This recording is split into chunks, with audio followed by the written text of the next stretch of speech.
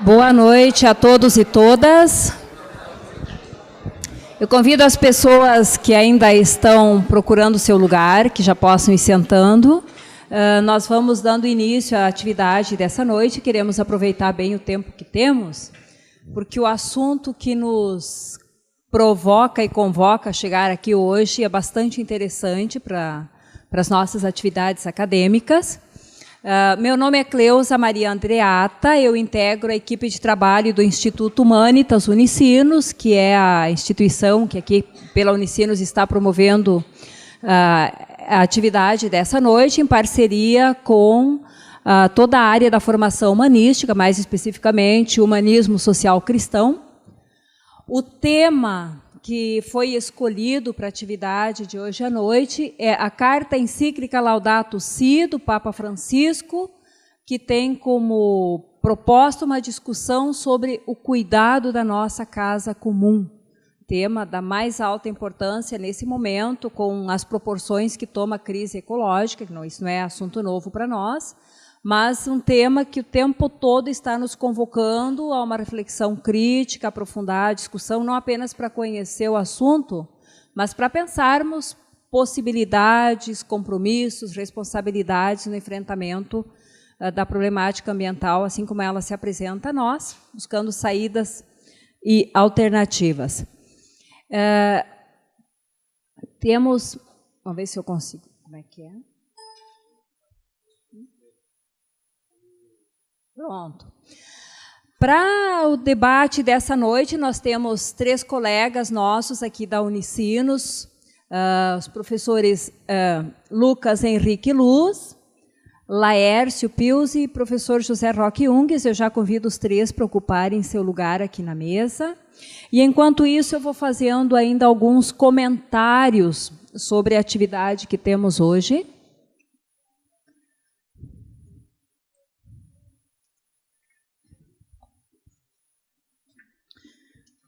Já apresento aqui os objetivos que nós nos propusemos, e eu me proponho a ler mais do que ficar explicando, que é proporcionar, em primeiro lugar, uma apresentação acadêmica da carta encíclica Laudato Si, sobre o cuidado da casa comum, em vista de compreender sua relevância e contribuição ao atual debate sobre os grandes desafios da crise ambiental hoje. E, desdobrando um pouco os outros objetivos propostos para o evento, ainda fomentar o debate sobre o cuidado de nossa casa comum, identificando compromissos e responsabilidades da universidade no enfrentamento dos desafios ambientais, tendo em vista uma sociedade mais respeitosa com os ecossistemas e comprometida com uma visão ecocêntrica do mundo. Isso tudo tem a ver com o modo como a encíclica discute o tema cuidado da casa comum.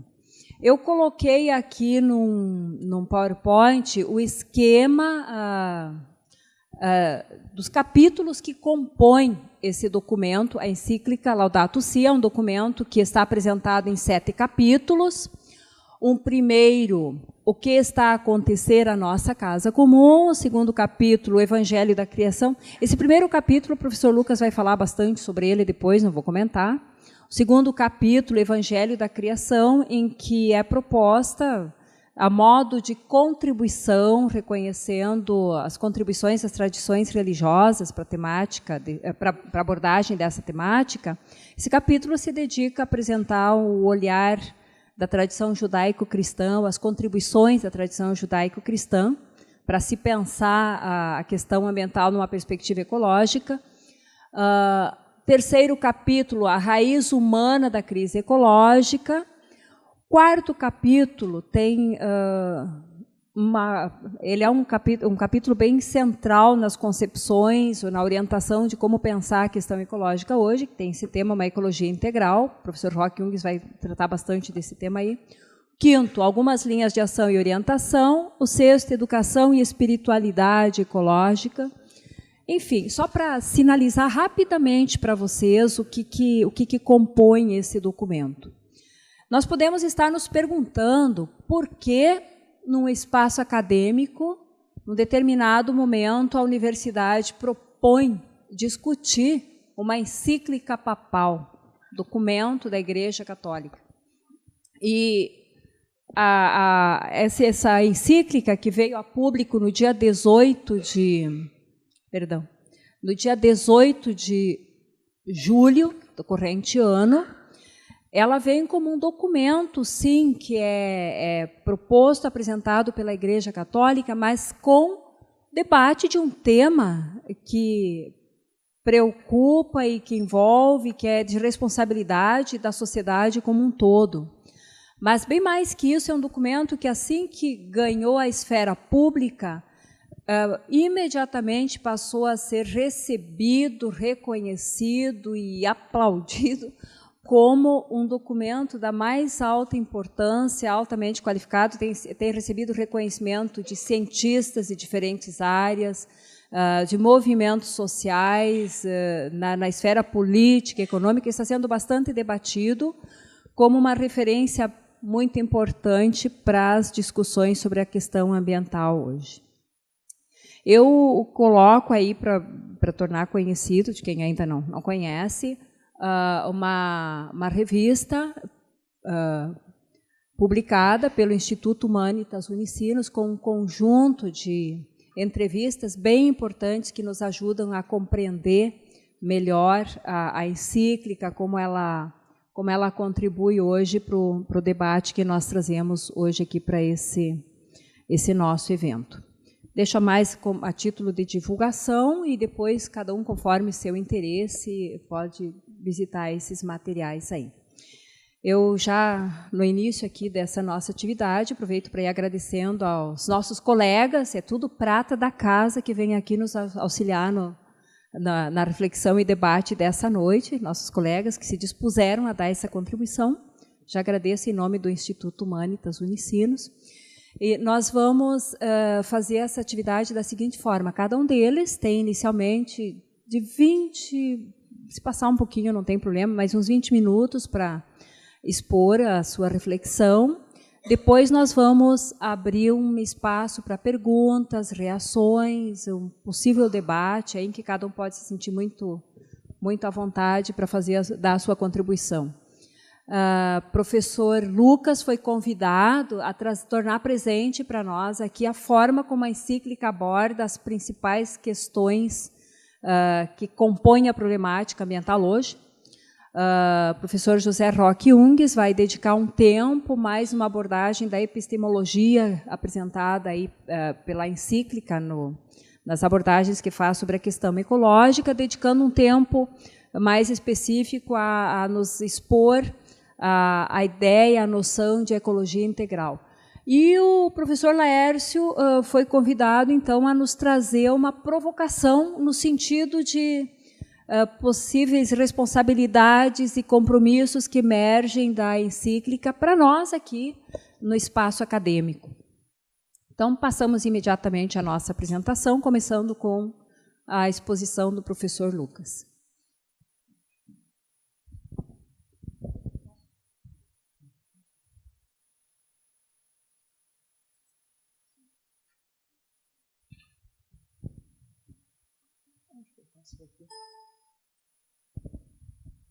Então, inicialmente, meu boa noite a todas, a todos. Quero agradecer o convite, agradecer a parceria aqui da mesa, né? Convite que já me deixa muito feliz, porque falar de nós é muito importante. E se vamos falar da casa comum e do cuidado com a casa comum, estamos falando de nós mesmos. E essa acho que é uma concepção que depois, quando se tratar da ecologia integral, vai aparecer fortemente, né? E acho que é uma concepção que perpassa a Laudato e perpassa toda a encíclica de maneira muito presente, né? Essa impossibilidade de nos separarmos da criação, por mais que a modernidade talvez tenha tentado, por mais que tenhamos rompido com ritmos da natureza, e por mais que por vezes não façamos isso, né, que o Morin nos recomenda, né, que diz: o verdadeiro humanismo é aquele que vai dizer que eu reconheço em todo ser vivo, ao mesmo tempo, um ser semelhante e diferente de mim. Ou seja, Eu sou o estado da natureza, eu estou criação, eu também sou criação. Não há essa separação e essa concepção me parece bastante presente na Laudato. Então, poder falar sobre nós mesmos, refletir sobre nós, acho que é uma coisa bastante importante e agradeço, então, mais uma vez, a oportunidade de estar aqui. Como foi dito, a parte que me toca, né, é aquela de chover no molhado. Mas chover no molhado tentando, pelo menos, fazer um pouquinho, né, quando as gotas caem, pelo menos agitar um pouquinho aquela água que já existe ali. Por que eu digo que é chover no molhado? Porque a encíclica tem um primeiro capítulo onde são reunidos, onde o Papa acha importante trazer aquelas questões consensuais já da ciência, inclusive, né? Então o diálogo ciência e fé também se faz presente, que mostram as principais problemáticas ambientais e que ao longo de toda a encíclica ele vai fazer questão também de mostrar, né, e se nós lermos, nem precisa ser muito atentamente, vamos perceber que não são só problemas ambientais. Porque uma vez essa casa, né, sendo a nossa casa e sendo nós mesmos, se estamos falando do ambiental, estamos falando do político, do social, do econômico e assim por diante. Então, eu vou apresentar esse capítulo, né, vou focar nesse capítulo que faz essa reunião dos problemas que já são consensuados e que inicia falando que vivemos um momento inédito da nossa história, né?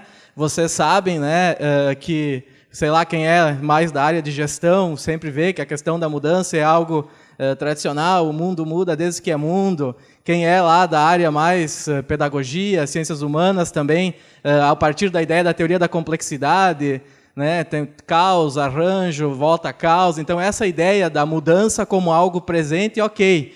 Então, a Laudato vai dizer, sim, é verdade, mas existe algo que é diferente, que é inédito, no sentido de que a velocidade dessas mudanças não consegue, né, ou está em descompasso com a lentidão da evolução biológica. E aí, eu fiz aqui uma pequena, né, trouxe uma pequena ilustração para a gente perceber como essa mudança não é simples continuação, são muito mais, às vezes, rupturas e transformações que talvez a nossa casa, né, a evolução biológica por si não dê conta. Então, uma coisa que vocês conhecem melhor do que eu, vamos pegar o paradigma da música, né? Vinha numa evolução tranquila, né? O vinil, a fita, o CD, tudo vai num aparelho, aí já muda, a gente poderia pensar a música em tudo que é mídia, nos celulares, e a música nas nuvens, né? Que bom, aí a gente acessa de tudo que é lugar, de tudo que é jeito. Em breve, né, muitos de nós estarão acessando a partir da sua própria roupa, daqui a pouco as músicas, não sei para onde vai isso. O que traz, né? O que isso tem a ver com esse debate do primeiro capítulo, né?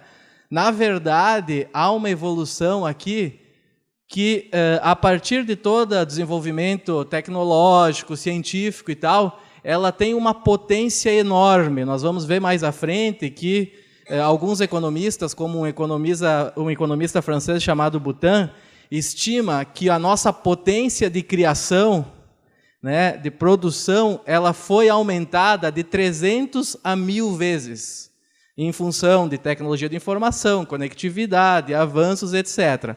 E qual o problema? Isso é ruim? Não necessariamente, desde que isso seja orientado para um desenvolvimento humano, sustentável e integral. E aí o que o Papa vai alertar, né, no início da encíclica? Vai dizer, olha, essa potência, na realidade, né, essas mudanças em um ritmo que talvez a gente não tivesse experimentado ainda, infelizmente não estão nessa perspectiva aqui. E estão na perspectiva do que, num discurso feito na Bolívia, ele vai chamar da construção de uma economia que mata, da consolidação de uma economia que, ao invés, né, de buscar isso aqui, ele acaba denominando, chamando lá, dizendo de uma economia que mata. E, portanto, isso tudo coloca em xeque uma questão fundamental da modernidade, que é a confiança no progresso como algo que nos traria bem-estar, nos traria condições de vivermos com uma qualidade de vida de forma mais equânime, bem distribuída, etc. Então, coloca em xeque isso, né, dessa racionalidade do progresso como alguma coisa capaz de nos gerar vida sustentável, né, e vida de qualidade a todos e todas. E aí, né, tem vários autores, por exemplo, o Richard Sennett é um que já questionava isso, né, essa transformação, evolução, progresso, progresso, progresso, e qual o sentido que está por trás aqui, se a gente quiser usar a linguagem, né, palavras da moda, empreendedorismo, inovação, eixo de empreendedorismo, de inovação, o que está por trás é qual o sentido desse empreendedorismo, dessa inovação. Né? Quem não gosta de autores tipo Richard Sennett, né, e gosta de música, eu vou lembrar de um trecho do Raul Seixas, mas não se preocupem que eu não vou cantar, tá? Fiquem tranquilos, ninguém precisa sair correndo, né? O Raul Seixas, numa música, diz assim, escrita por ele, né? Dizia, querido, né? Agora acho que não diz mais, ou diz em outro lugar. Ele dizia assim, se você correu, correu, correu tanto, não chegou a lugar nenhum, baby, ó baby, bem-vindo ao século XXI. Né? Então, questionando um pouco, bom, a gente corre, a gente cria, esse ritmo, na verdade, nos leva para onde? Então, no fundo, né, tentando traduzir alguma coisa que, aí, dando uma perspectiva um pouco mais acadêmica, quem sabe, né, e que a gente discute também bastante no Instituto Humanitas, o que o Papa está denunciando ou trazendo à tona nesse início é que talvez a gente tenha, né, e que Vaz já disse isso, a gente esteja vivendo um período que não é simples mudança, é transição de época, é mais do que simples mudança, puxado pela tecnociência e por uma questão do imperativo do singular, pela autonomia. Eu posso, eu faço. Se eu posso fazer, é legítimo. Se tem técnica para fazer, então vamos fazer. Coisa que alguns autores, né, falecido Dupas, por exemplo, aqui nesse auditório questionou. Não é porque a técnica permite fazer que deve ser feito. E isso gera o quê? Que ele está trazendo à tona nesse início?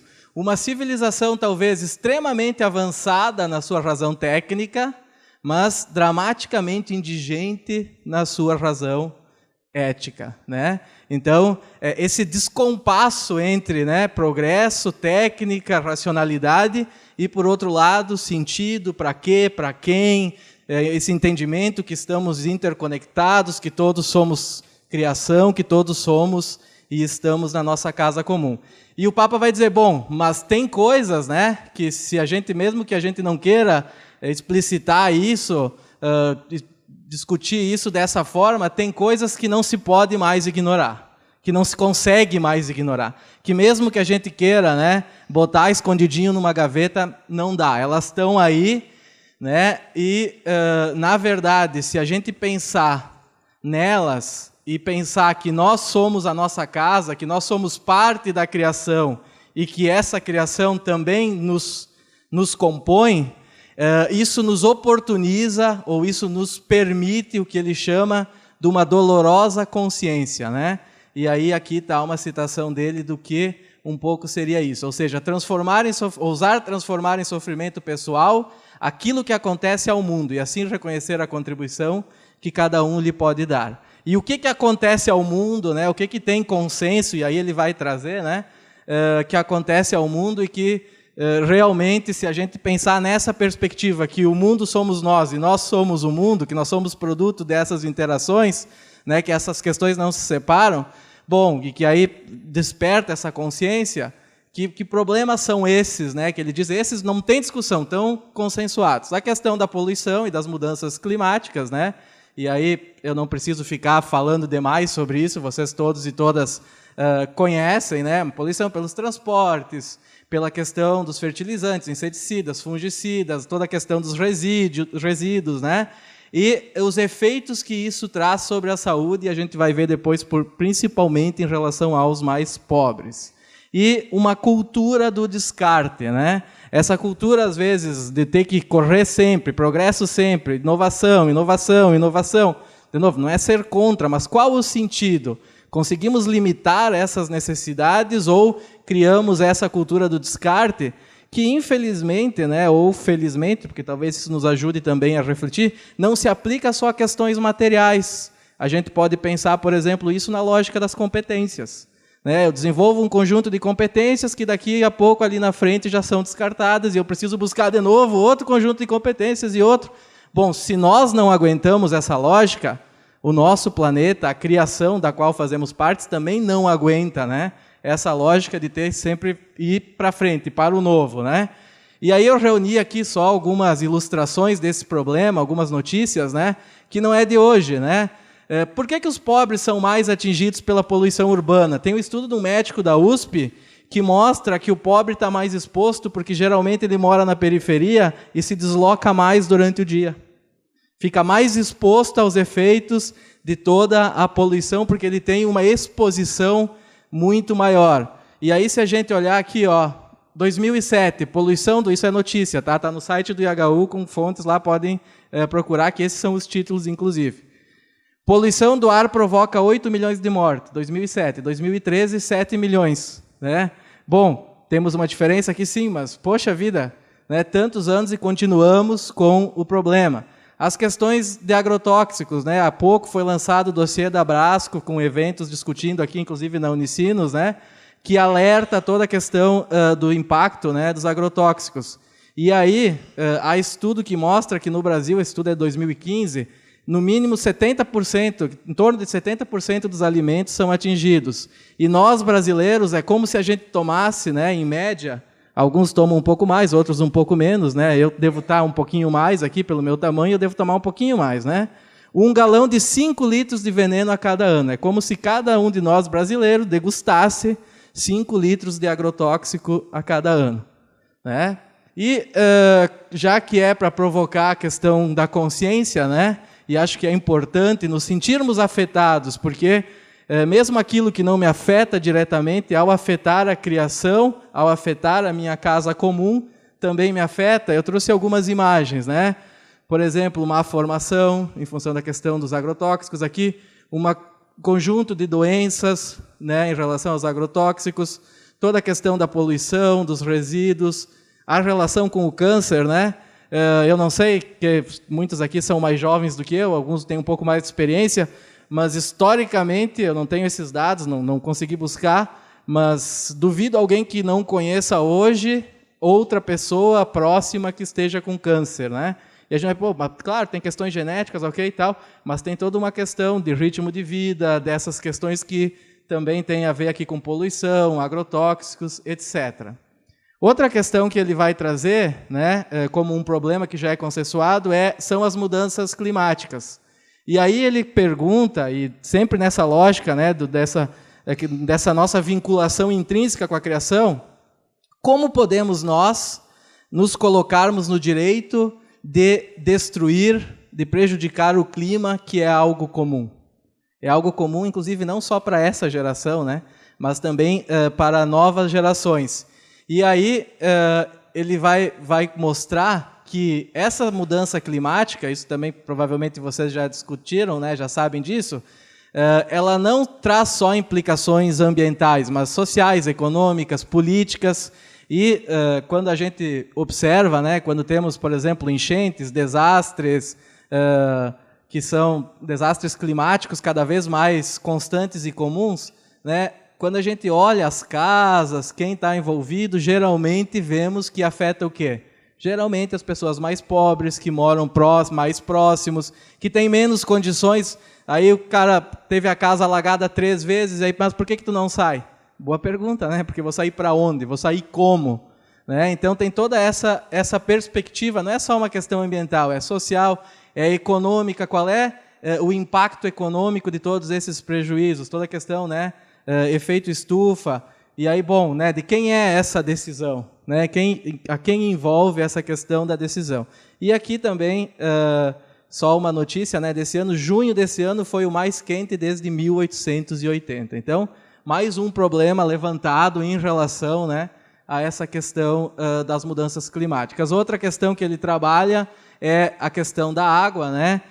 Eu não preciso falar para vocês, quem acompanha um pouquinho as notícias, vocês sabem, né? Talvez experimentamos crises hídricas jamais experimentadas, e aí vem toda uma questão também de fundo, né? Que está vinculado com essa questão que ele trabalha da perda da biodiversidade, desaparecimento de espécies, né? Inclusive, né? A não validação e, eu diria, o genocídio de diferentes formas de vida, que às vezes são colocados em marcha por um imediatismo econômico. É muito fácil dizer assim, exportamos minérios. Mas vamos pensar no fundo, o que significa exportar um minério? Significa exportar água, significa exportar biodiversidade. Como se dá a extração desse minério? O que tem em toda essa cadeia? Né? Quando exportamos soja, o que nós estamos exportando?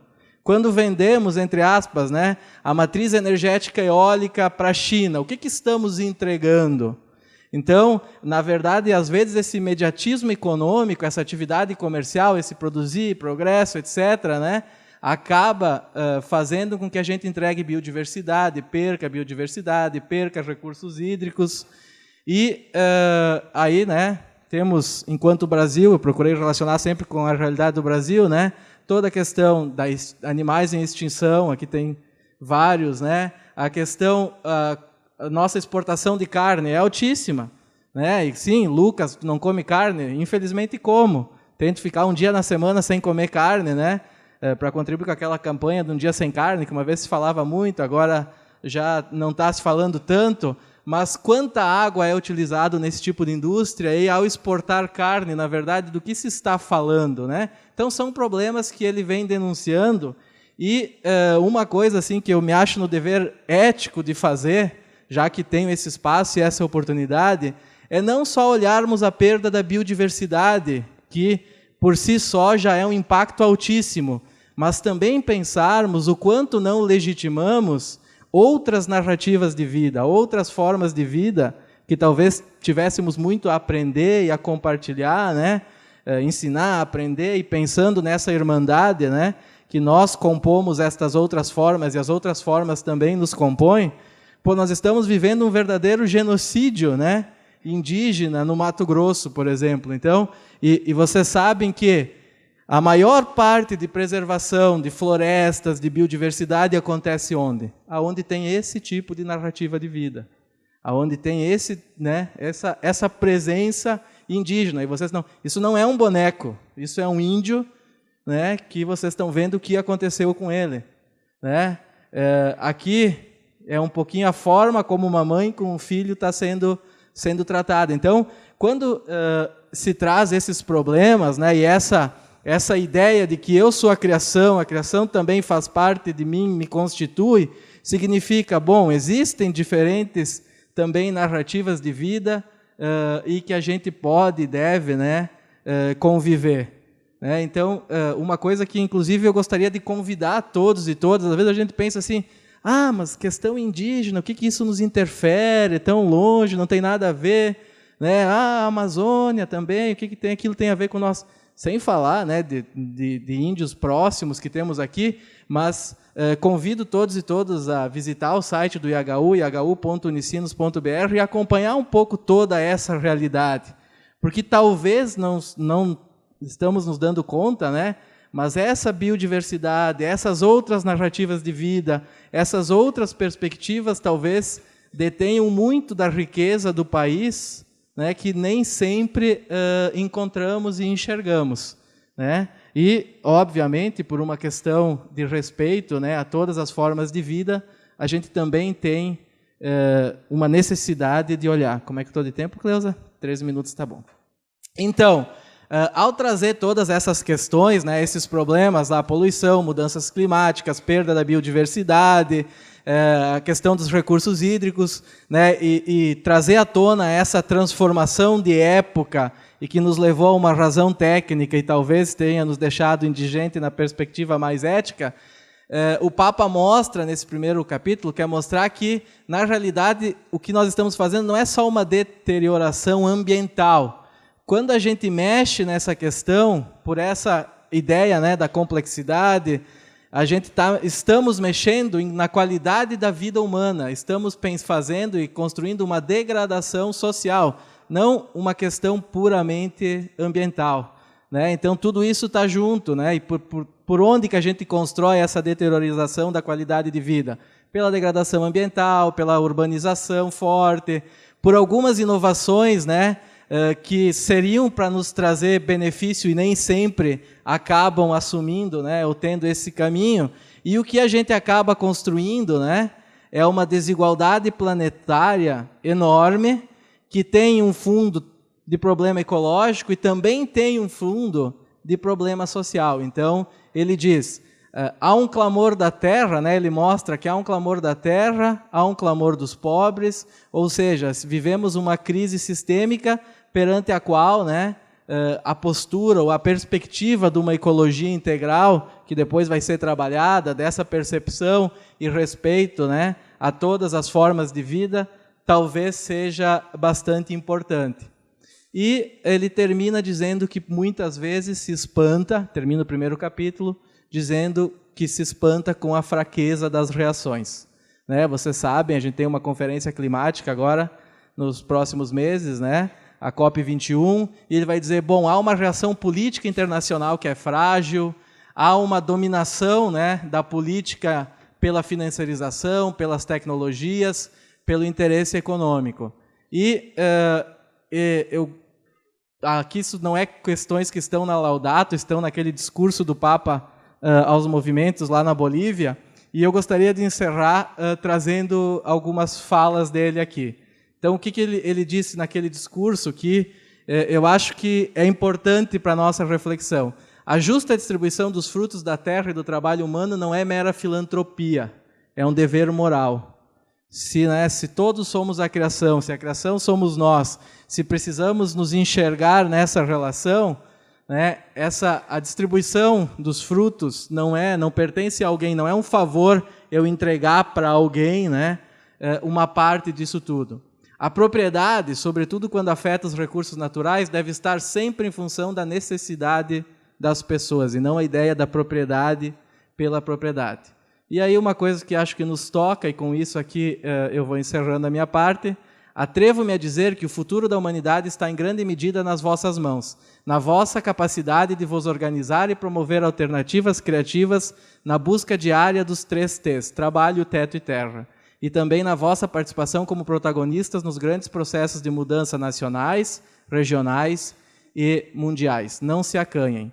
A falta de reações diante desses dramas é um sinal de perda do sentido e responsabilidade pelos nossos semelhantes. Então, o sinal já está dizendo, né, que é para mim parar, mas quero dizer que a ideia lá do Moran, que eu comecei com ele e termino com ele, de uma ação reflexiva, acho que nos cabe muito nesse momento, né, para que a gente não acabe passando desapercebido dessa responsabilidade. Todos somos responsáveis pelos nossos semelhantes, pelas diferentes formas de vida, e às vezes, aliás, na maioria das vezes, pequenas ações cotidianas, né, têm um impacto que nessa onda, né, de reações, de cadeias, de interligações, a gente não sabe o quanto isso pode ser positivo. Da mesma forma, se não refletirmos sobre o que fazemos, corremos o risco de achar que estamos reforçando um paradigma que para nós é correto, é viável, quando estamos, na verdade, reforçando do outro. Então,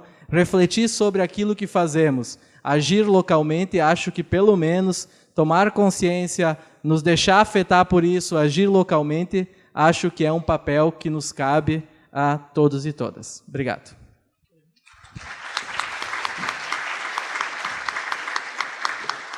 Então, nossas palmas expressam agradecimento, também o reconhecimento pelo trabalho tão intenso, em 20 minutos. Passamos, então, imediatamente à exposição do professor José Roque Ungues.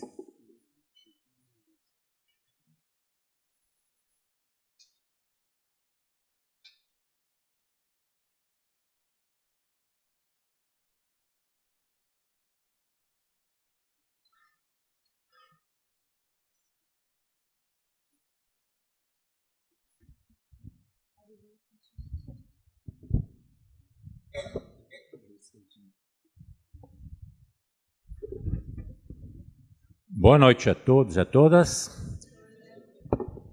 Eu vou primeiro fazer uma certa, que eu chamei epistemologia da encíclica. O que é a encíclica? A encíclica é o documento de maior autoridade que a Igreja propõe. E esse, eu acho que é o documento da Igreja, eu acho que nunca houve um documento da Igreja com tanta repercussão, fora da Igreja, no mundo. Mesmo que não tem fé, quem é ateu, outras religiões, ele tem uma repercussão grande. Eu não sei se vocês se deram conta nos jornais, porque o que o Papa está dizendo é o que todo mundo está vendo. E ele teve a coragem de dizer isso de maneira radical, não de qualquer jeito. Isso que eu quero mostrar. Bem, a primeira coisa nessa epistemologia, como é que ela se organiza, eu diria, se você não tem muita ideia das questões ambientais, você lê a encíclica, porque lá você tem uma suma ecológica, isto é, trata-se de uma síntese de tudo aquilo que se discute em ecologia atualmente. Está lá. Porque ele teve assessoria dos maiores cientistas do meio ambiente. E isso ele recolheu de uma linguagem muito acessível para todos. Então, se você quer ter uma ideia do que se discute hoje na questão ambiental, leia a encíclica, que não é muito longa, ela está à disposição na internet também. Depois, caracteriza-se pela abordagem radical da ecologia integral. Então, não é mais ou menos. A questão ambiental é tão grave que tu tem que ter soluções radicais. E aí a pergunta é se a humanidade está disposta a isso. Eu, às vezes, acho que não. Pode ser que nós vamos acordar quando é tarde. Vamos ver nessa próxima reunião lá em Paris se a sociedade acorda. E acordar significa que tem que mudar modelos econômicos, modelos de convivência, hábitos de consumo, tem que mudar, senão não tem solução. Essa é a radicalidade do que a encíclica propõe. Critica o modelo econômico de produção e consumo de necessidades e de uma mudança radical de hábitos culturais. A nossa economia, desde lá, depois da guerra, ela está fundada no consumo. Quer dizer, porque tem muito consumo, sempre mais, então você produz mais, aí tem emprego, tem salário, essa é a economia que nós conhecemos, é uma roda. E com isso, quanto mais consumo, mais tu retira do ambiente, mais tu retira da natureza, mas a natureza não dá para retirar tanto assim. Tem um vídeo que eu passo para meus alunos, se todo mundo quisesse consumir como consomem os americanos, por que muita gente vai a Miami para fazer compra? É para aprender o consumo americano. É um consumo inviável. Porque se nós consumíssemos todos como consomem os americanos, nós devíamos ter 4 terras. E só temos uma. O que vamos fazer então? Vai ter que mudar isso aí. Não dá para continuar dentro dessa perspectiva de consumo e retirar da natureza mais do que ela consegue se recuperar. Ela tem limites, a natureza. E isso a economia ainda não aprendeu. Os economistas não aprenderam isso, que nos processos econômicos tem que levar em consideração o limite da natureza. Os recursos naturais são finitos e não dá para continuar retirando além do que ela consegue se recuperar. Essa é a radicalidade também que o Papa Francisco propõe. Depois, a degradação ambiental é intimamente ligada à degradação humana, ética e social. Não existem 2 crises, mas apenas uma crise que é socioambiental. Essa é outra radicalidade dele, da encíclica do Papa Francisco, que a crise ambiental, ela não é apenas ambiental, ela é societária, ela é civilizacional, ela é humana e social. Quer dizer, vivemos uma crise ética. Essa é a questão. Então, não vai resolver a questão ambiental, simplesmente se preocupar com a questão ambiental. Se nós não mudarmos a questão da sociedade, porque tem uma crise social, e a crise social existe porque existe uma crise ética. Por que nós vivemos tanta corrupção, tanta coisa horrível que a gente ouve? Existe uma crise ética na sociedade. Isso se manifesta no social, no ambiental, no econômico. Então tem que ter uma mudança, que o Lucas também dizia, sistêmica. É uma crise sistêmica, não é apenas ambiental. Por isso que a proposta de uma ecologia integral. Não dá para só se preocupar com o meio ambiente. A questão do meio ambiente depende de outras coisas, às vezes, mais fundamentais, que é social, econômico, cultural. Tem que mudar a cabeça das pessoas. Tem um autor que eu gosto muito, Félix Guattari, que é um filósofo. Há uns 30 anos atrás, ele escreveu um livrinho pequeno que está na internet. Se quiserem, peguem. As 3 ecologias, se chama. As 3 ecologias. E as 3 ecologias que ele propõe é ambiental, social e mental, já naquele tempo. E ele dizia nós não podemos deixar a bandeira ambientalista apenas na mão de alguns ambientalistas radicais xiitas, que querem simplesmente preservar uma florestazinha, se preocupar com o panda, e depois com o tigre asiático, mas o resto pode destruir tudo. Essa é um tipo de preocupação ambiental, eu diria, de gente de barriga cheia, que os capitalistas não têm nenhum problema de dar dinheiro para esses grupos, para você preservar o panda, um tigre, uma florestazinha, mas o resto pode destruir. Então, essa maneira não é o modo integral que a Encíclica propõe. Conjuga sempre o clamor da natureza com o clamor dos pobres, que o Lucas também falou. O clamor da terra grita em uníssono com o grito dos pobres. Quer dizer, o grito daqueles que passam fome, o grito daqueles cuja dignidade não é respeitada, grita em uníssono com o grito da natureza. E quem chamou a atenção disso muito foi o ecofeminismo. O ecofeminismo mostrou que o problema ambiental não está simplesmente ligado ao antropocentrismo, isto é, antropos é o ser humano.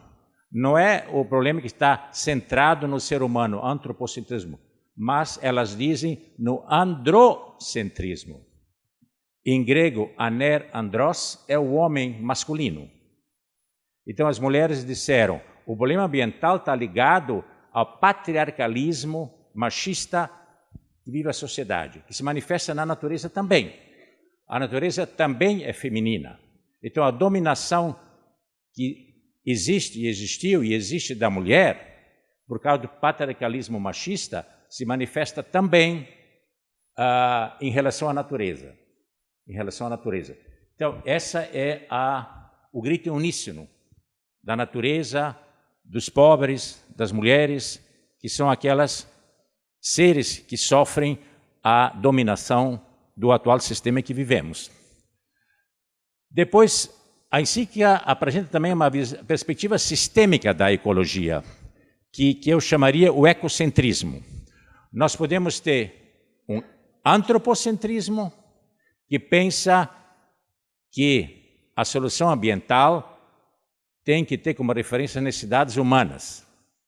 Tem que diminuir o consumo e tem que diminuir a população. Mas está centrado nos seres humanos. O biocentrismo disse, não, o problema são os seres humanos. Temos que esquecer eles. Temos que centrar nos seres vivos. Biocentrismo, nas necessidades dos seres vivos. E tem um terceiro, que eu acho mais coerente, é o ecocentrismo. Então, a solução ambiental não está nem centrar nas necessidades humanas, nem centrar nas necessidades dos seres vivos, isoladamente falando, mas nós temos que preservar ecossistemas. Ecossistemas. Isso é o ecocentrismo. Outra perspectiva interessante é o que um economista, Martins Alier, chama de ecologismo dos pobres. Por exemplo, quando indígenas, camponeses, pescadores, pessoas pobres que vivem mais no campo, se opõem, por exemplo, a uma hidrelétrica, como Belo Monte aqui no Brasil, ou se opõem a uma mineradora que vem se instalar no seu território, por exemplo, a Vale do Rio Doce, ou se opõem a uma instalação de plataformas de petróleo na Amazônia, como a Petrobras, ou se opõem a uma introdução de agronegócio. Essas lutas todas de indígenas, camponeses, pescadores, gente pobre, contra a instalação dessas empresas grandes, são lutas ambientalistas, diz Martins Alier. São lutas porque eles lutam para a preservação da casa comum deles. E essas empresas, se elas entram, se vem uma hidrelétrica, se vem uma mineradora como a Vale do Rio Doce, se vem a Petrobras, ou se vem o agronegócio, destrói o ambiente. E essas pessoas vivem há séculos nessas regiões. Índios, camponeses, pescadores, vivem há séculos nessa região. E essas empresas vão destruir o ambiente de vida que eles têm. Então, eles são contra isso. Eles veem a natureza, e essa é a diferença fundamental. E esse é o problema, o embate que nós vivemos hoje, é um embate sobre que valorização damos à natureza. A natureza é simplesmente um estoque de recursos que eu vou retirar para transformar, como pensam os capitalistas, ou a natureza é a nossa casa comum, que nos dá condições para a vida. Os índios, os camponeses, os pobres, pensam a natureza como a nossa casa comum, como o Papa diz, e não como estoque. A Vale do Rio Doce, quando ela vai invadir uma região por causa do minério, ela não está interessada no ecossistema. Ela está interessada no minério de ferro que está lá naquela montanha. E não se importa com toda a destruição que vai provocar. O petróleo é a mesma coisa, o agronegócio é a mesma coisa.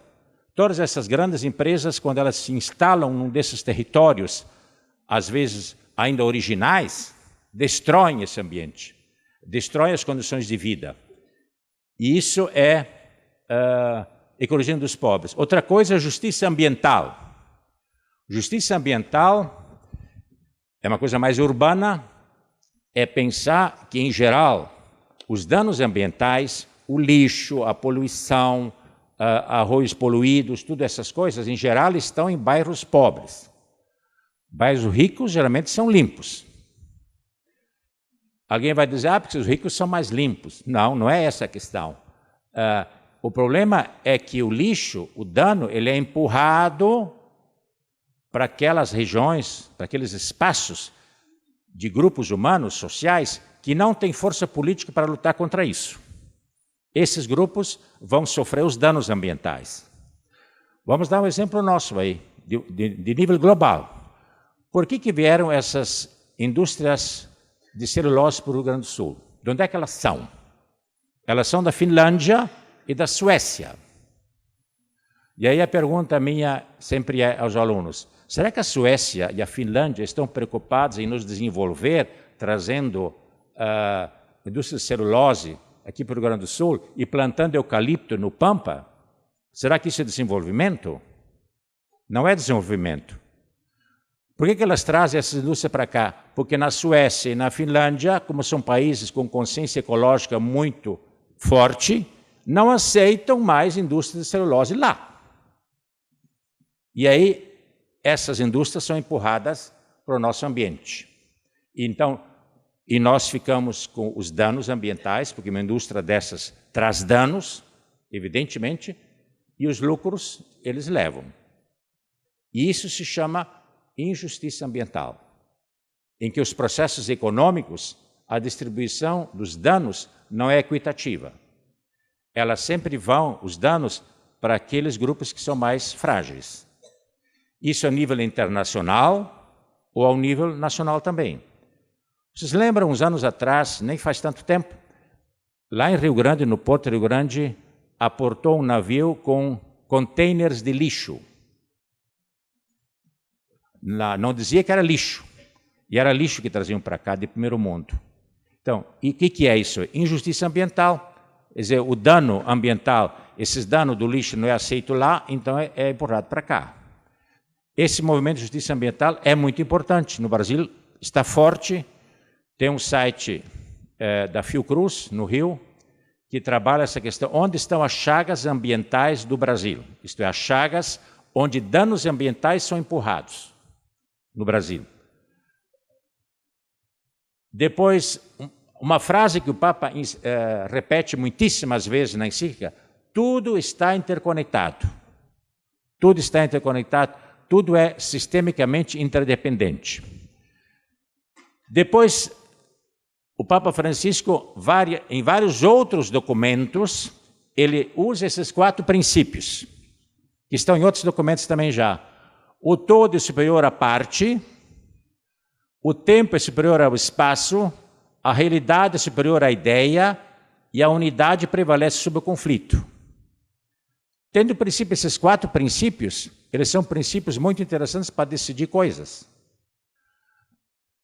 O primeiro é bem claro que o todo é superior à parte. O segundo, que pode ser que não seja tão claro, em que sentido o tempo é superior ao espaço? Pensaram já? Que o todo seja superior à parte, dá para entender. Mas que o tempo seja superior ao espaço, por que será? Porque, o que significa isso? Significa que você dá mais importância para os processos. O espaço, ele estabiliza. O tempo vê processos.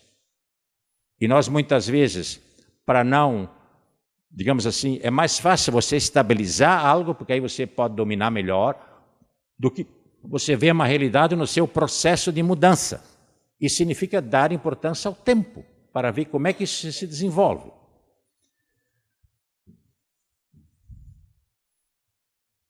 Depois, a encíclica faz parte da doutrina social da Igreja.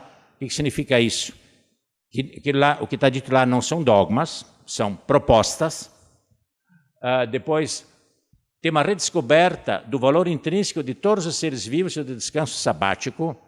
Isto é, a natureza tem um valor intrínseco, ela não serve simplesmente utilitariamente aos seres humanos. Está dito claramente na encíclica. Isso é uma novidade. Aquilo que eu falei antes, a natureza, ela é simplesmente um estoque de recursos que eu vou pegando e transformando a favor do ser humano.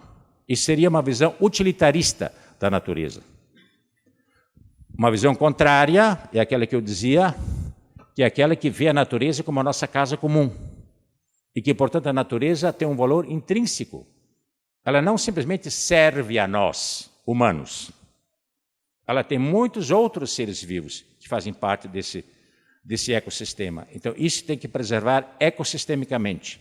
Por isso o ecocentrismo. Depois, a questão do descanso sabático para a criação. Se vocês lembram da Bíblia, lá no início da criação, fala, no 7º dia Deus descansou. E essa é a base do descanso sabático para os judeus e que para os cristãos foi o domingo. Mas esse descanso, digamos, foi deturpado depois na história, porque era descanso também da natureza. Deixar um dia a natureza descansar e não ficar intervindo continuamente 24 horas por dia. Então, o descanso sabático é reconhecer que a natureza é criação de Deus e que não está simplesmente a nosso serviço continuamente. Então, nós devemos redescobrir essa perspectiva sabática. Os judeus até tinham, cada 7 anos, tinham um ano sabático, que deixava tudo crescer de novo, para que a natureza se recupere. Essa perspectiva nós perdemos.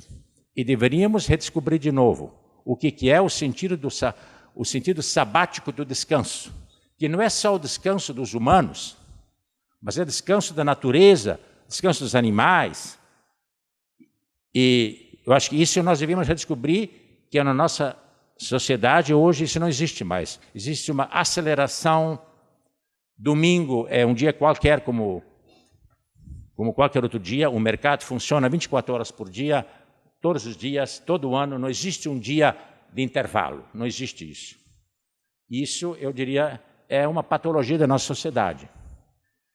Depois, a encíclica segue a metodologia do ver, julgar e agir. Ela está dividida no ver, que o Lucas fez. Depois, a ecologia integral é o julgar. Depois, mais para trás, no capítulos últimos, está as propostas de ação, o agir. Depois assume uma perspectiva ecumênica, porque cita outras religiões também. Interreligiosa, porque cita um muçulmano, por exemplo. Inaugura também um ensino que assume ensinamentos de diferentes países, cita todos esses países, documentos desses países na encíclica. E, por fim, cita a ONU sobre meio ambiente, autores como Teilhard de Chardin, Romano Guardini, Charles de Foucault, Scanoni. Quanto tempo tem ainda?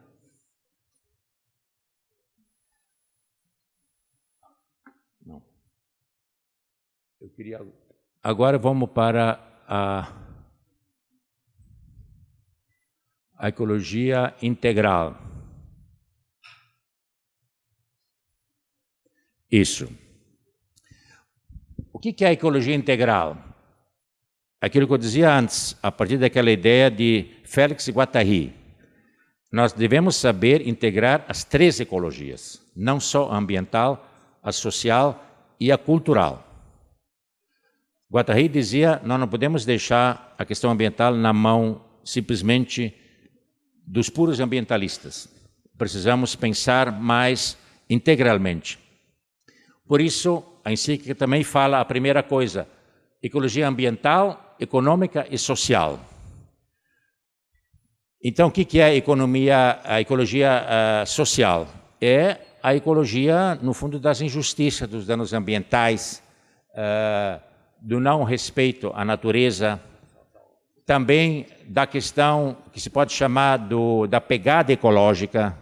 Não sei se vocês já viram isso. Se vocês entrarem no site da pegada ecológica, vocês poderiam calcular qual é a pegada de cada um. Isto é, quanto de natureza, de recursos naturais, eu gasto para que se produza o que eu consumo. Comida, roupa, sapato, banho diário com água. Todo esse conjunto poderia formar o que cada um gasta de recursos da natureza. Tudo está ligado à ecologia social, porque então alguns gastam mais, outros menos. Por exemplo, uma cifra. No mundo inteiro, se a gente for calcular, cada ser humano do planeta, calcular todos os PIBs do mundo inteiro, Produto Interno Bruto, o conjunto da população mundial, bilhões de pessoas, mais a superfície da Terra, se a gente faz uma equação para ver o que cada ser humano necessita de recursos naturais, dizem economistas que são 2,7 hectares cada ser humano do planeta precisa. Nós no Brasil, há menos uns anos atrás, estávamos abaixo de 2,6 hectares. Mas se você pega um americano dos Estados Unidos, ele precisa de 9,6 hectares. Muitíssimo mais. E se você pega um paizinho pobre como o Bangladesh, 0,5 hectares. Então a pergunta é, não é injusto que um habitante de Bangladesh só gaste 0,5 hectares e que um americano gaste 9,6? Isso não é injusto, essa diferença? Evidente que é injusta. Então, o americano deveria diminuir o seu consumo de natureza para que Bangladesh possa consumir mais. Porque se todos nós quisermos consumir como um americano, 9,6, como eu já dizia antes, precisamos de 4 terras. E só temos uma. Então é necessário mudar os hábitos de consumo. Tem que mudar. Senão não tem solução. E essa é a questão da ecologia social. A injustiça na distribuição dos recursos naturais. E isso leva à questão econômica. Então é necessário pensar um outro modelo de economia. Mas aí vem, será que nós estamos dispostos a mudar o modelo econômico?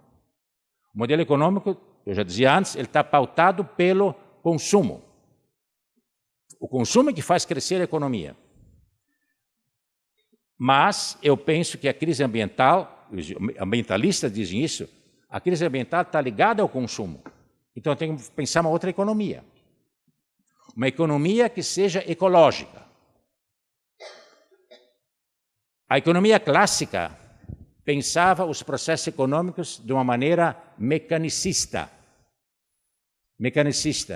em que nos processos econômicos não estão calculados as externalidades chamadas assim. Isto é, o Lucas já se referiu a isso antes. Isto é, a água que é gasta, a energia que é gasta, o lixo que é produzido, tudo isso não entra no orçamento. Mas são externalidades do processo econômico. E aí tem um autor que é Georgescu, que é um grande economista ecológico, já falecido há uns 20 anos, e que era considerado um herege por todos os economistas, porque ele propunha uma mudança radical da economia. Para ele, os processos econômicos têm que ser pensados como processos biológicos e não processos mecânicos. Portanto, se são processos biológicos, tem gasto de energia e tem descarte digamos, da produção. Então, o processo econômico tem que pensar isso. Qual é o gasto de energia que está tendo? Ou, por exemplo, o exemplo que sempre dou, quando nós, eu acho que o Lucas também falou disso, quando nós exportamos 1 quilo de carne de frango, que é baratíssimo, nós não incluímos tudo que foi gasto para produzir esse frango. Por exemplo, quando o frango é morto, se gasta muita água para limpar o frango. E essa água, ela desaparece, não está no preço. Ou, por exemplo, no vídeo que eu passei para meus alunos, uma americana foi no comércio para comprar um radinho. E o radinho custava, não sei, $8 por aí. No caixa, a moça pensou, mas como é que esse radinho só custa $8? Esse radinho tem tungstênio nos seus processos internos. Tem o plástico, tem tantas coisas, ele foi produzido no México, ele foi transportado até aqui, Nova York. Como é que ele só custa $8?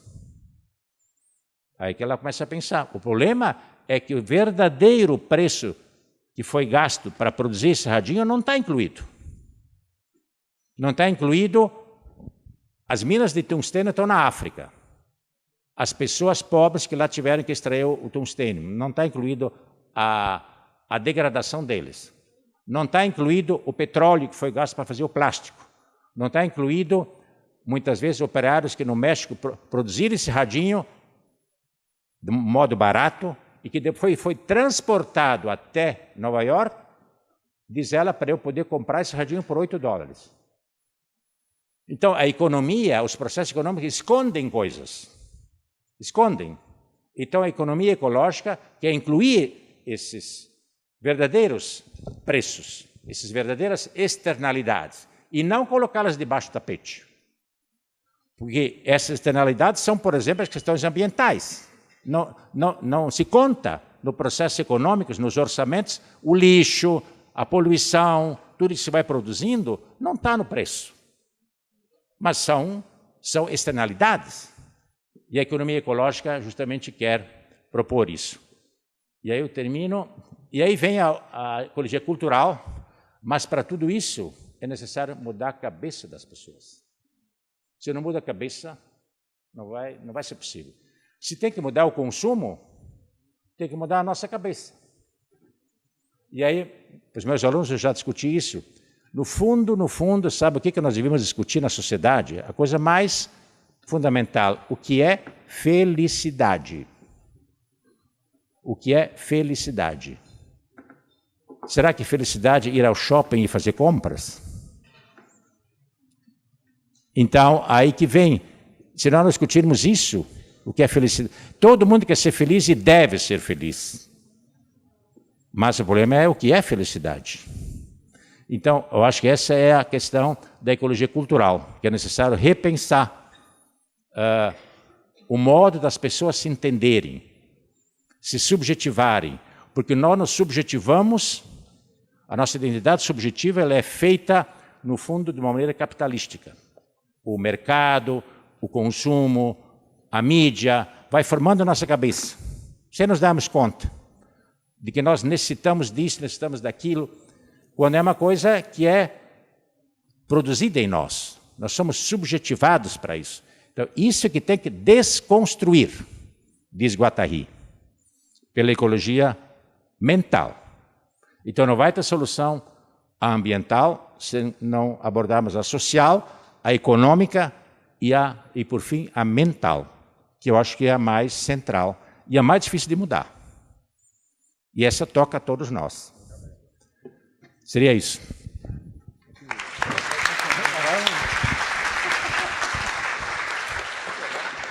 Obrigado, professor Roque. Ele ganhou uns minutinhos a mais, aí também pela extensão do tema. Passamos imediatamente, então, à apresentação do professor Laércio Pius.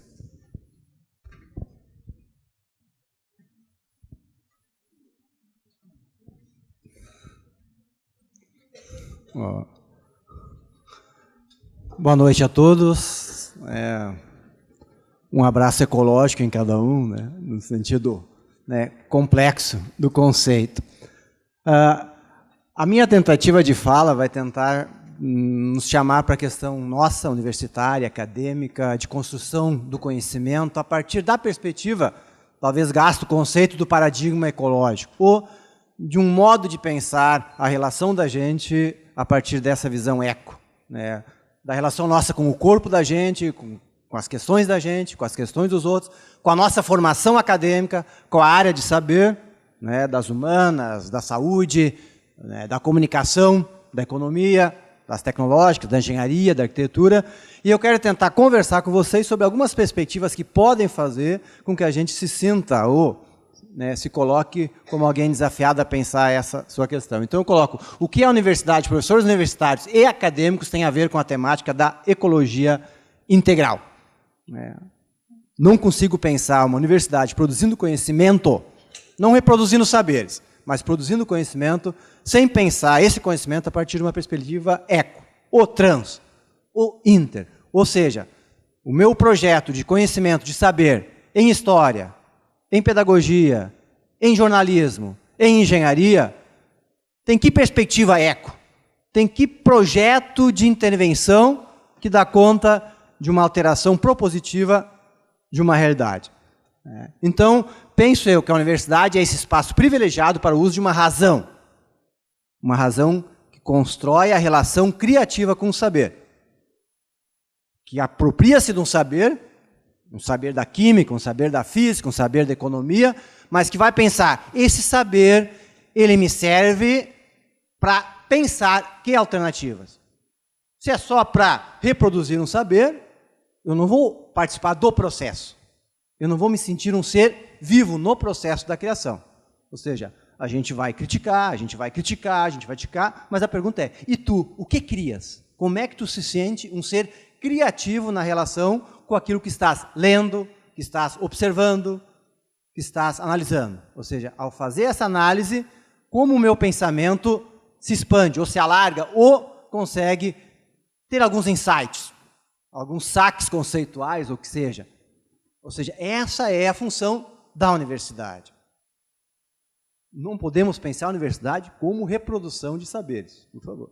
Então, eu coloco isso, essa razão aberta porque em processo intuitiva, porque o conhecimento não é só instrumental, é um conhecimento intuitivo, porque ele parte do pressuposto que, após estudar, após ler, após, né, construir um mínimo de arcabouço de ideias, de leituras, eu vou conseguir construir certas abstrações, ou certas ideias alternativas na relação que eu tenho comigo, com os outros e com as questões da realidade, né?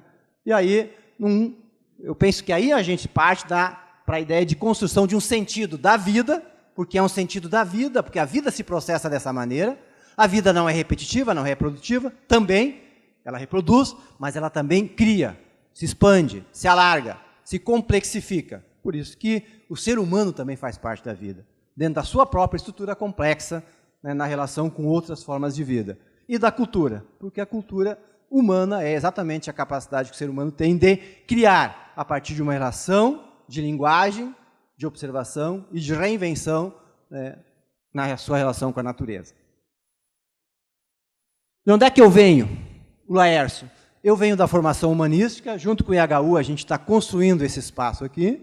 A formação humanística é aquilo que todos vocês têm no curso de vocês como atividades de formação antropológica, de formação ética, de formação em América Latina, cuja proposta é tentar fazer uma aliança entre alguns saberes e conceitos, né, que a gente considera importantes para a formação e que construam alianças, né, entre uma perspectiva de formação integral e transdisciplinar com as áreas específicas de vocês.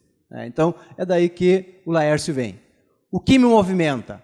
A possibilidade de qualificar relações e linguagens no encontro com diferentes saberes, com diferentes histórias e com diferentes geografias. As geografias da natureza, que o Papa traz, são geografias com as quais eu aprendo. O Capra diz muito claro, mais do que usar, se apropriar da natureza, é importante a gente aprender com a natureza. eu acho que a gente não tiver uma postura de encantamento, de aprendizagem, com a complexidade de relações e movimentos até de regeneração da natureza, a gente vai entrar na ideia de que a racionalidade técnica, a minha inteligência humana, é capaz de produzir, né, a conservação da natureza. Não, a natureza é inteligente o suficiente para nos mostrar e revelar sistemas de recuperação e regeneração que ultrapassam certos exercícios da razão instrumental. Então, eu coloco isso. O entendimento e o esclarecimento em relação às lógicas de organização do mundo, acho que esse é um espaço da universidade, ou seja, a gente tentar entender, a gente ampliar o esclarecimento em relação a como funciona a natureza, como funciona o mundo cultural, como funciona a economia, e revelar exatamente certas incoerências da lógica da economia, da lógica social, mas após fazer esse esclarecimento, e precisamos avançar nisso, após entender um pouco mais como é que funciona um corpo, como é que funciona uma sociedade, como é que funciona a natureza, aí eu começo a poder pensar na parte principal do conhecimento. O que eu vou criar de alternativa em relação à forma como eu me relaciono com o meu corpo, com o meu pensamento, com os outros, com a natureza, com a minha área de saber. Aí a gente produz conhecimento. E aí é a segunda parte, a possibilidade de experimentar e criar coisas belas. É um conceito genérico, mas coisas belas seriam afirmativas, potencializadoras, que nos tornam pessoas melhores na relação com a gente, com os outros e com a natureza, a partir de uma relação aberta e dinâmica com os processos, não com modelos. Desafio universitário. Como nossa passagem pela universidade nos ecologiza? Como podemos sair melhores dela? Vocês chegam melhores em casa porque passaram hoje à noite pela universidade? É uma questão básica. São forças vivas, mais interessantes, em relação a vocês mesmos, porque leram, estudaram, conversaram, de uma certa maneira, com os saberes. Nos sentimos potencializados com o que aprendemos e pela maneira como aprendemos? Questão de vida e de morte. De morte porque só reproduzimos.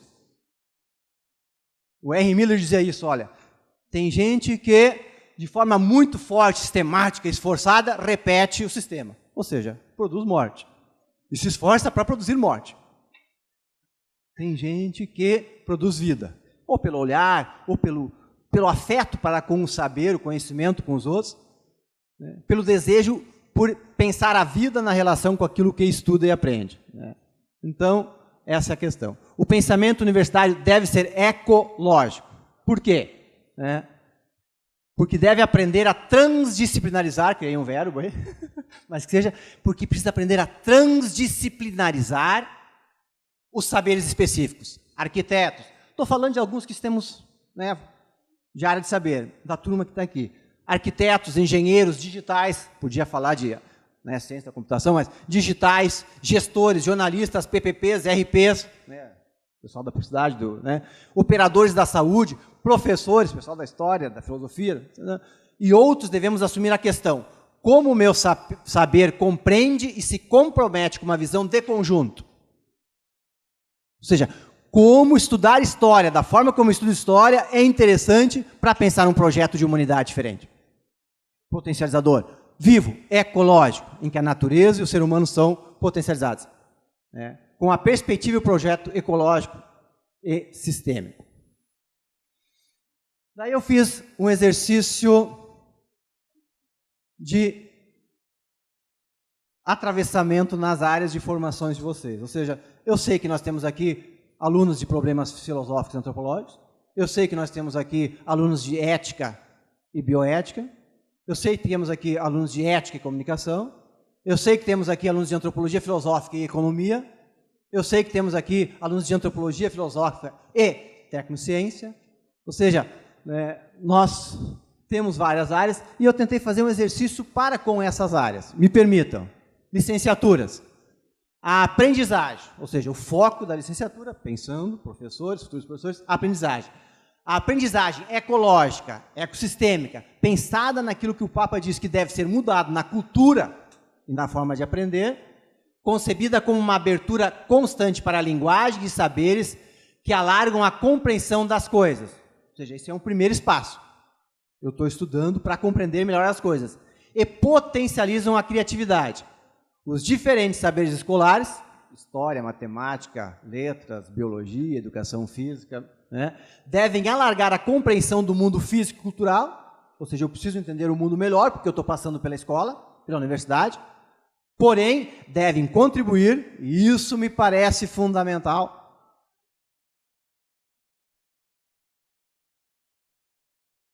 isso me parece ecológico, ou seja, mais do que eu ser esclarecido em relação a como funcionam as coisas da história, as coisas da física, as coisas da química, é como eu posso construir, a partir desses estudos e saberes, coisas mais belas na relação comigo, com os outros e com a natureza.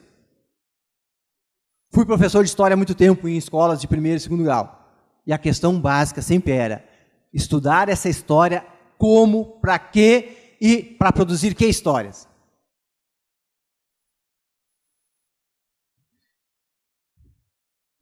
Pessoal da saúde, a saúde do corpo, ou partir do corpo, pensar a questão da pessoa, vou pensar aqui a centralidade da pessoa, porque, né, a princípio a gente parte desse pressuposto, ou seja, estamos pensando uma saúde para a pessoa, e ao pensar para a pessoa, a gente transcende a pessoa e pensa para a natureza, para a relação dela com a natureza, ou seja, concebe-se aí toda a questão da totalidade, ou seja, a saúde do corpo pensada como um todo a partir das diferentes dimensões da pessoa. Eco. Sou corpo, sou instinto, sou afeto, sou sensibilidade, sou razão.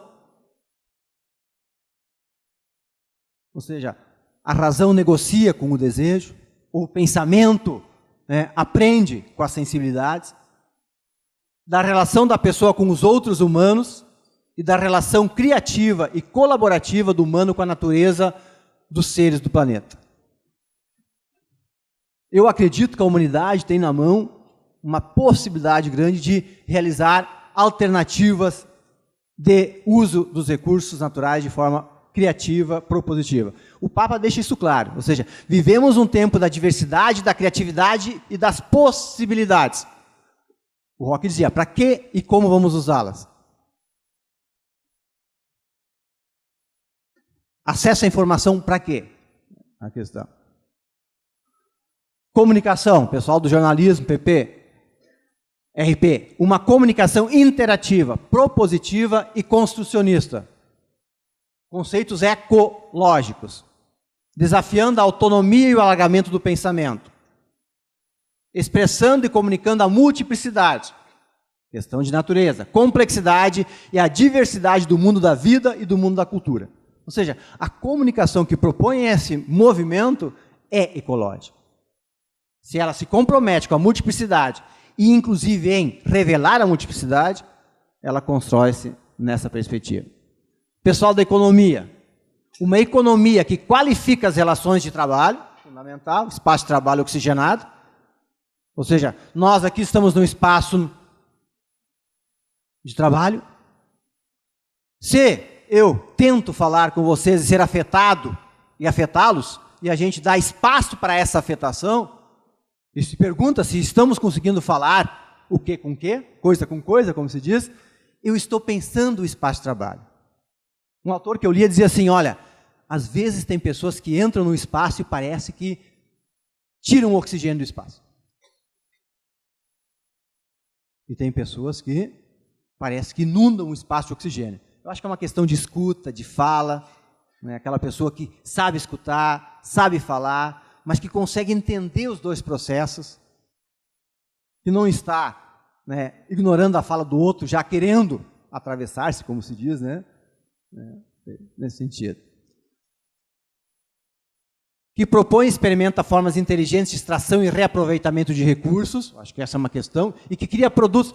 Achei interessante colocar essa última parte, ou seja, a gente pensar energeticamente, mas eu acho importante, ou seja, e que cria produtos alternativos de consumo que tragam mais em si, não o selo da ISO ou das ISOs, daqui e de lá, que é importante, meu Deus do céu, um controle, mas mais importante que um produto, entre aspas, fabricado ecologicamente a partir do pressuposto do uso dos recursos, é pensar, e aí a questão cultural, Que produtos nós estamos produzindo, pensando alternativamente, que não multiplicam a superficialidade do consumo? Ou seja, como a gente pode pensar produtos que agreguem valor cultural, social e minimizem essa superficialidade do que consumimos? Porque penso eu que consumir por consumir, na verdade, é uma maneira de a gente ignorar que pode ser feliz de outro jeito. Ou porque a gente tem medo, ou porque tem capacidade mesmo. Mas é uma falta de coragem, né? Ou seja, a falta de coragem faz com que a gente busque a felicidade na banalização, né? Mas essa é uma discussão e uma questão de foro pessoal também. Ou seja, não sou eu, não é o Lucas, não é o Roque, é cada um que faz certas escolhas. Eu aposto que a gente é muito mais interessantemente feliz ou alegre quando a gente expande a potência da linguagem, do afeto, da musicalidade, das artes, do que a gente absorver produtos que, se a gente botar em xeque, agregam pouca coisa. Engenharias e arquitetura. Uma engenharia que assume isso, e eu falo de todas as engenharias, civil, produção, elétrica, mecânica, uma engenharia que assume o estudo e o entendimento de um todo. Não consigo pensar em engenharia sem uma ideia de todo. Toda engenharia é um estudo da totalidade para pensar a lógica do processo. E em processo. De um todo que deve respeitar o máximo possível o equilíbrio das forças e matérias, das energias, e dos recursos, inclusive. Podia falar em engenharia civil aí, como é que a gente pensa, né? Mas só estou colocando, a gente pode voltar. Uma arquitetura que reconhece que os desenhos, e desenho é um conceito interessante para a gente discutir em arquitetura, mas coloca os desenhos, devem assumir uma ética de conjunto, estético, diverso e solidário. Ou seja, é uma ética. Qual é o compromisso ético de uma arquitetura? É que a estética seja diversa, ou seja, aposte na diversidade, mas fundamentalmente uma diversidade solidária, que não invada o espaço, que entenda o espaço, que compreenda o espaço. É tipo botar a minha casa no espaço e não entender que espaço é aquele, né? Não reconhecer um mínimo de compreensão, né? E também puxei daí o pessoal da computação, né? Uma digitalidade, é a nossa era, ou seja, a gente está falando ecologicamente, mas a própria lógica do conhecimento da informação pode ser ecológica. Uma digitalidade que promove uma linguagem alternativa, ampliando redes livres de troca e criação, tingidas pela finalidade de promover, e aí chega a questão ecológica da rede, geografias mais belas e interativas, que possam ser canais e linhas de informação de uma cidadania planetária. Eu acredito que a web pode ser uma democracia alternativa. Pode. Se a gente tiver uma formação mínima, se a gente construir redes um pouco mais inteligentes, acho que é um desafio, né? Aí foi. Eu só quero... Aí são vários recortes da encíclica que eu achei bacanas, pérolas, né? Mas eu quero só puxar o final e fecho, né? Que o Papa diz, ou seja, a última parte da encíclica diz apontar para um outro estilo de vida. Gente, um outro não é um outro modelo, por favor. Se a gente pode pensar que um outro modelo de vida é, primeiro, um movimento para outra coisa, para sair de si, para não se fixar num modelo mental mesquinho e prepotente, que eu sei o que eu quero, que eu sei o que eu sou, que o meu modelo é assim, que eu...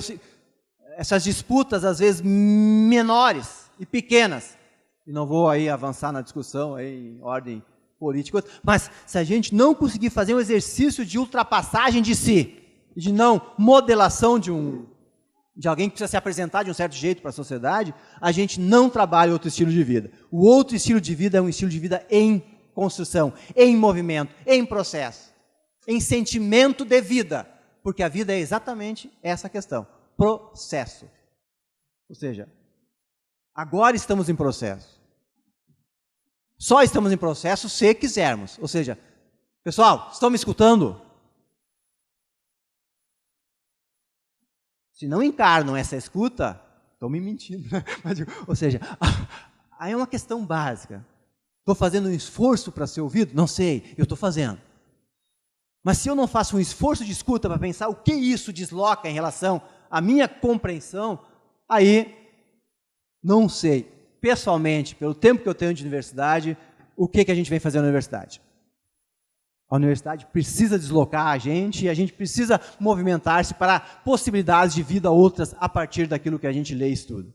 Senão a gente quer cair no sistema, quer quer fechar o pacote de diploma, quer ter o canudinho lá e o resto a gente vai vivendo como todo mundo vive. Eu acho banal demais. Eu acho banal demais. Mas são escolhas, entende? Ninguém pode, né? Só que são escolhas, eu acho que, né?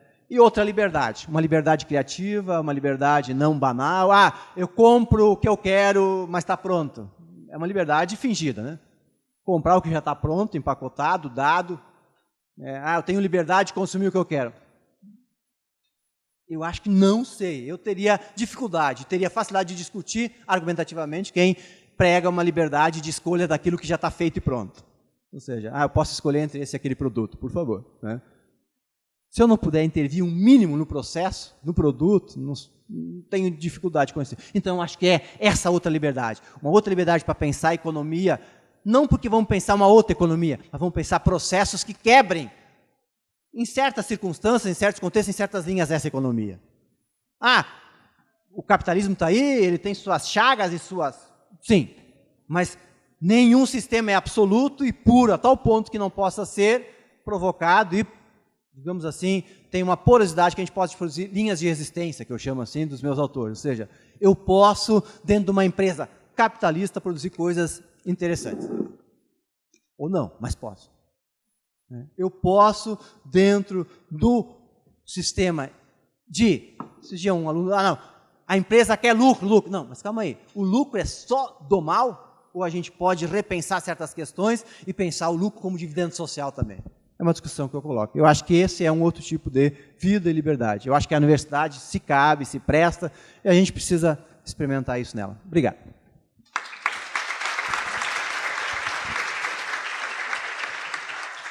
Agradecemos também ao professor Laércio, agora por essas contribuições, mais uma perspectiva bem prática aqui para nosso espaço acadêmico. Temos um tempo ainda, nossa atividade está prevista até às 22 horas, e vamos dedicar o tempo aqui que pudermos, ainda agora para algum debate, perguntas, reações, enquanto as pessoas... Quem gostaria de fazer alguma reação pode levantar a mão de onde está, a gente... Encaminha aí o microfone. E... Trombeta. Ok. Cadê minha equipe de apoio? A equipe de apoio é tu contigo mesmo. Você vai nos auxiliar? Obrigada.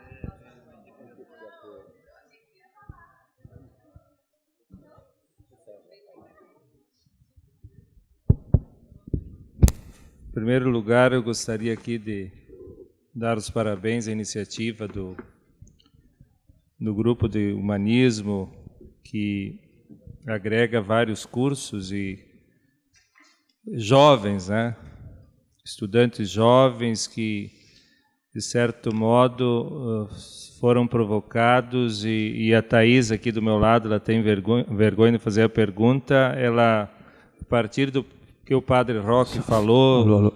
Sérgio, só uma parte. Tem uma turma que está saindo porque o professor tinha programado uma atividade para o segundo período. Outros não, né? Mas... Tranquilo.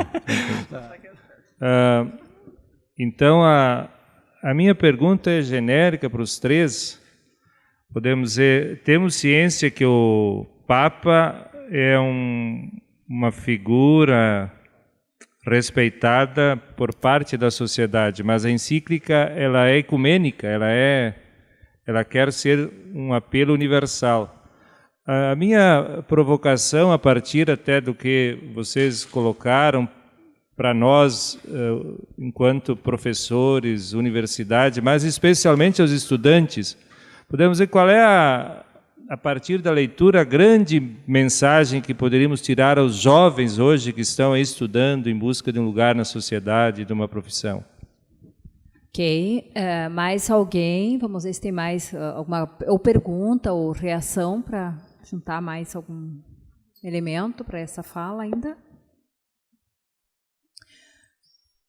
Eu pessoalmente levantaria assim 2 pontos ainda, que acho que daria para juntar e pode ter uma reação, talvez, aqui mais do Lucas. Um primeiro ponto, que é o seguinte: na encíclica e também todo o debate ecológico que a gente vem fazendo hoje, a gente insiste muito na problemática do modelo de desenvolvimento que nós temos, né, o modelo insustentável, se fala que é o modelo CPC, crescimentista, ou CDC, ou desenvolvimentista, consumista e por aí vai, ou produtivista e consumista.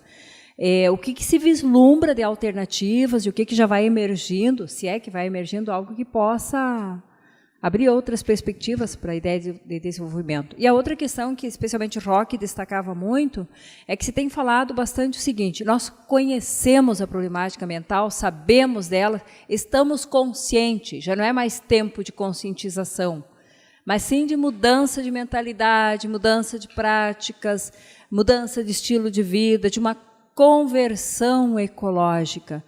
E, de repente, a gente vê ou já vê algumas coisas acontecendo, mas, ao mesmo tempo, muito por mudar. Nós continuamos consumistas, continuamos com uma série de práticas antiecológicas e insustentáveis, por onde a gente vislumbra também essas mudanças de mentalidade. Acho que uma provocação para a gente avançar aí. Por onde vão? Eu acho que existem propostas, justamente de economistas, porque tem que pensar uma outra economia. Tem que pensar uma outra economia, aí que está o problema. E por isso a economia ecológica, que seria o Georgescu. Eu não sei se aqui na Faculdade de Economia aqui conhecem o Nicolás Georgescu Reagan, que é um grande economista, era considerado herege pelos economistas porque ele propunha uma coisa nova, que naquele tempo não era compreendido pelos economistas e hoje está sendo respeitado, que é uma economia ecológica, não mais uma economia feita na perspectiva da física newtoniana. A física newtoniana está ultrapassada há muito tempo, diz Georgescu, e às vezes os economistas não se deram conta disso. É necessário pensar processos econômicos como processos ecológicos, senão não vai ter solução. E aí vem uma pergunta que eu sempre pergunto aos meus alunos: se nós pensarmos em 3 círculos, um círculo é a natureza, outro círculo é a sociedade e o terceiro círculo é a economia e o mercado. Eu pergunto, qual é o maior ciclo dos 3? É a natureza? É a sociedade? Ou é o mercado? Certamente é a natureza e não o mercado. O mercado não é o círculo maior. O círculo maior é a natureza. Nós todos dependemos da natureza. E o segundo círculo seria a sociedade. E o terceiro menor é o mercado. E não o contrário. Como em geral se pensa. Se nessa perspectiva não vai ter solução. E os economistas estão acordando. Eu tenho um amigo que é lá, estudante da economia, o Luiz Henrique, que eu uma vez dei um artigo para ele, que ele fez o TCC sobre isso, a relação entre economia e felicidade. Eu dei um artigo dele de 2 economistas belgas que demonstram, economistas, que no momento que aumenta o consumo, diminui a felicidade das pessoas. Isso está comprovado. Estatisticamente, quando aumenta o consumo, diminui a felicidade. Por quê? Dá para entender. Porque consumo, os teus desejos aumentam. Então, tu nunca está satisfeito. Tu nunca está satisfeito. Então, quanto mais tu consome, mais infeliz tu é. Então, nós temos que pensar de outra maneira. Porque, então, se o consumo diminui a felicidade, precisamos pensar uma outra economia. Eu acho que aí está toda a questão. E existem, de novo, também propostas aqui no Brasil. Tem o economista Ignasi Sachs, que diz que o Brasil, mais de qualquer outro país, tem as condições de pensar uma outra economia que ele chama uma economia da biomassa. E não nós copiarmos processos econômicos da Europa, dos Estados Unidos. Vamos ser inteligentes, nós no Brasil, e pensar uma outra coisa.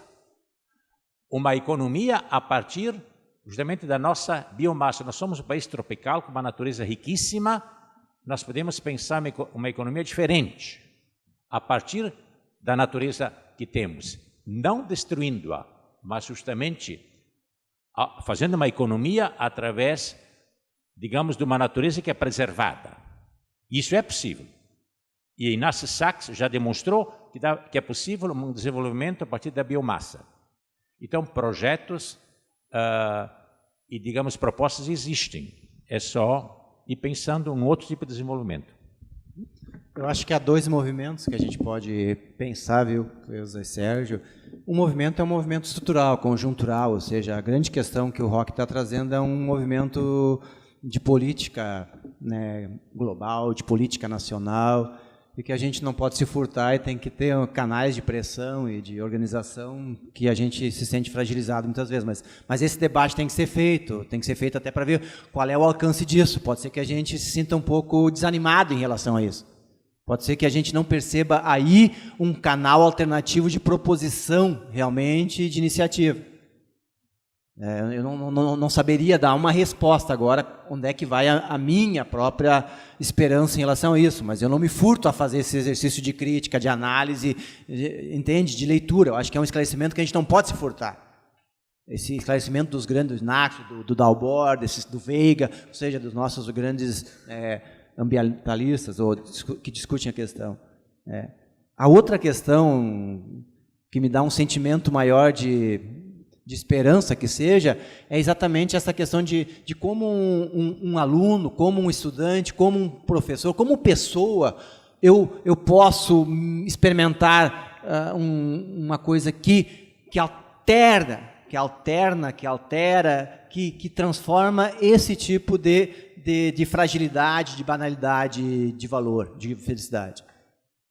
Eu acredito muito que se a gente consegue ampliar um leque de valores, de elementos que nos, entre aspas, satisfazem, no sentido positivo, não estou falando, né, no esvaziamento, eu acho que a gente consegue resistir à banalidade do mercado, do consumo das coisas. Ou seja, se eu diria assim, vai ler Manuel de Barros um pouco, para ser mentalista, né? Ou seja, vai ler o Poetinha, recém-falecido ano passado, né?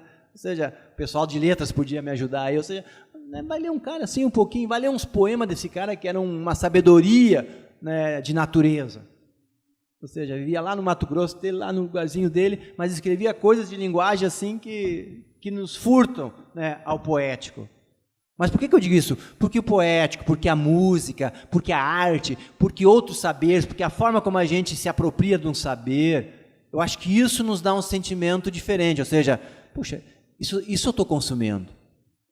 Vou querer ter uma casa, vou querer ter um bonito, né, guarda-roupa. Até pode ser, mas isso vai estar no círculo menor.